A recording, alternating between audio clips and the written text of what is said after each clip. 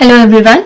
So in today's video we'll be discussing the life sciences question that has appeared in GATE biochemistry. So the topic which we are covering today is protein expression, regulation and activity. So this is the question which I have selected, which have come in 2016 biochemistry GATE life sciences question paper. So this is question number 16. So this question comes under our. So I'll read the question first.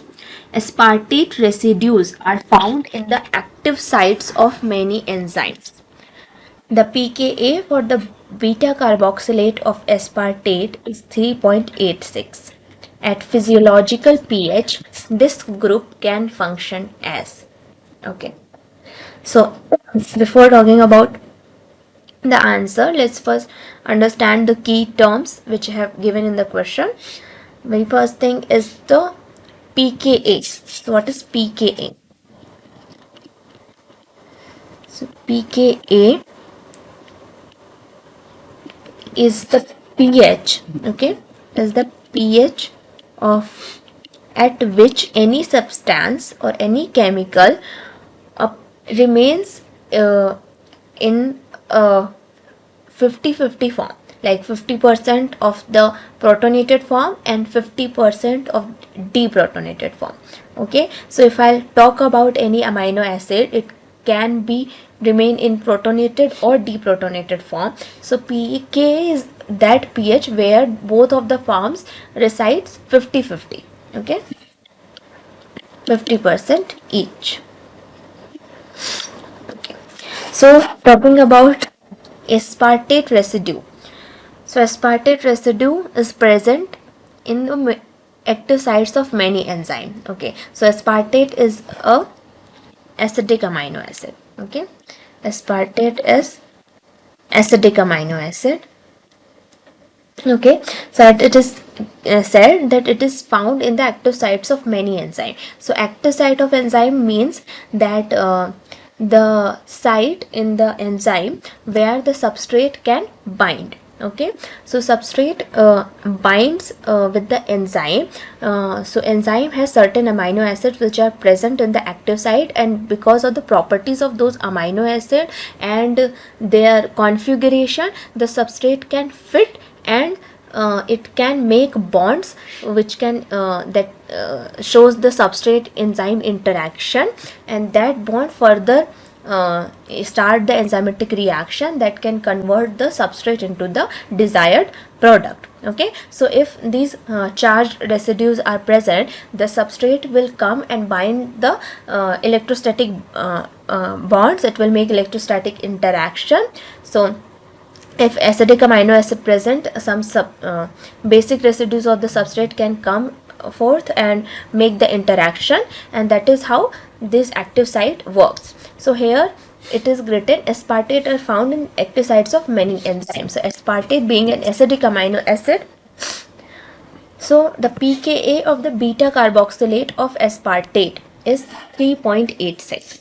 So pKa value of beta carboxylate of aspartate. So first let's see the structure. So this is the structure.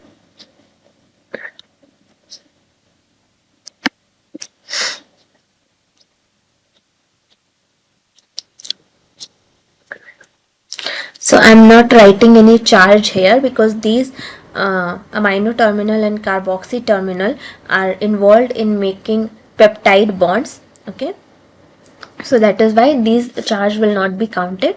So I'll write the structure.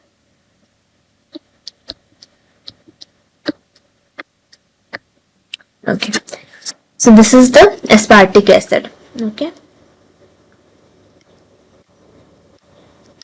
aspartic acid. So this is the protonated form. This I have written in the protonated form because the proton is attached here with the oxygen. Okay, this is the acidic functional group, carboxyl group. Okay, so and the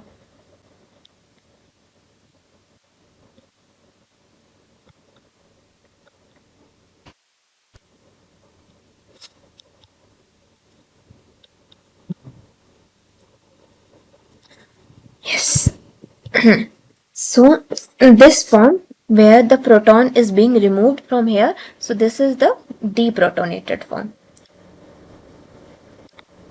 Deprotonated form. Okay, so here proton is attached to the functional group. This is the protonated form, and this is the deprotonated form of the this aspartate residues. So it is given the pKa value is 3.86. So pKa, that means pH is equal to 3.86. So at this pH, both of this form will be 50-50. Okay, protonated and deprotonated form both will be equal. Okay, but as the pH differs, the forms which will be present more, that also change. So how that will be decided? So being an acidic amino acid, this aspartate residue or aspartate amino acid having is very low pKa. So pKa is also a indicative of the acidity or basicity of any compound. So if the pKa value is low, okay, that indicates the high acidity. Okay, so the lower the pKa, more acidic will be the compound, and or you can say less basic. Okay, or weak base. Okay, so as low the pKa value will be, the more acidic the compound or the amino acid will be, or more weak base it would be. Okay, and higher pKa value indicates basic or less acidic. Okay, so this concept you should remember, as it is an acidic amino acid, that is why the pKa value is very less, 3.86. Okay, so that indicates the tendency of that indicates the tendency of or the acidity of the compound. So at lower pH, more protons are present. So if this is the pH range, so at lower pH, more protons are present, more protons. Okay, more protons will be present, and as you go above pH, less. Okay, and here more protons will be there. Okay, so it will be so it will be more proton. So as at lower pH, more protons will be present. So being an acidic amino acid, it has the tendency to accept the proton. Okay, as an it will have the tendency to accept the proton. That is why at lower pH, the acid will take up the proton and will be found in the protonated form, while at higher pH the protons will be less. It will be a basic solution, so less proton will be there, so it will mainly remain in a deprotonated form. It will lose the proton, it will try to remain as an acidic amino acid, and it will present in the deprotonated form because of the low presence of proton in the acidic solution or in the basic solution, or in the basic solution.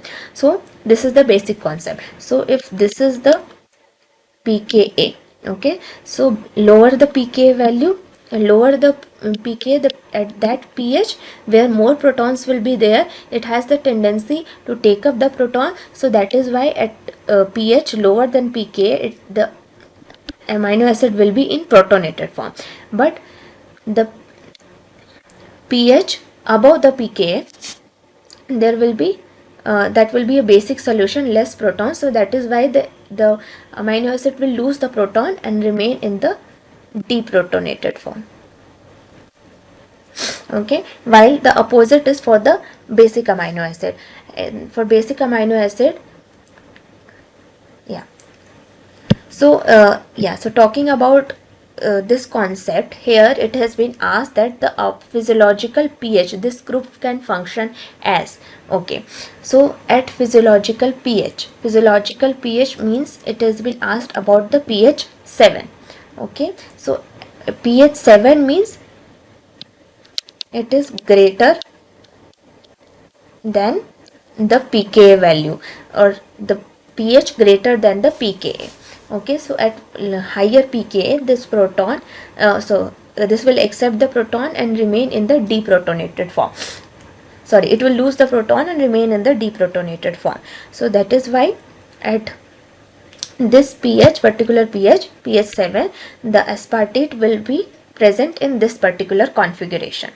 Okay, so this configuration is here it is having a extra electron. This oxygen is having an extra electron on it, so that is why this electron can attract the nucleus. So there is why it will act as a nucleophile. Okay, so whichever species or functional group or any chemical having the negative charge on it, it works as a nucleophile. So here in the deprotonated form, aspartate works as a nucleophile. Okay, so these two options will be incorrect, and here we have to select which one out of these two. So as we know, nucleophile is the correct option.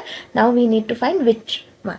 So this is the actual structure of aspartate. So this is the acid attached with the proton. Okay, so this acid attached with the proton